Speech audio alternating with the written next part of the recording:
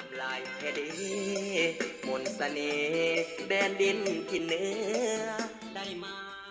ข้าวดีมาแล้วสำหรับพ่อแม่พี่น้องเศร้าเมืองหลวงน้ำทาเซินเที่ยวงานตลาดนัดมหกรรมสินค้าราคาถูก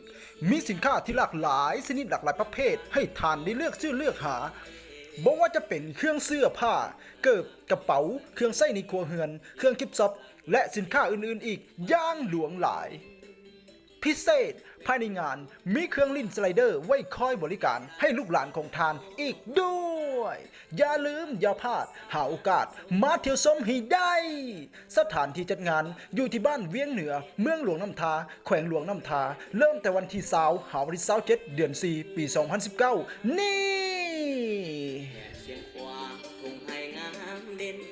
ลมพัดอย่าลืมภายในงานมีสินค้าที่หลากหลายชนิดหลากหลายประเภทให้ทานได้เลือกซื้อเลือกหาสถานที่จัดงานอยู่ที่บ้านเวียงเหนือเมืองหลวงน้ำทาแขวงหลวงน้ำทาเริ่มแต่วันที่20หาวันที่27เดือน4ปี2019นี่เท่านั้นใจแควพงสาลีแดนดินที่นี้อินพรหม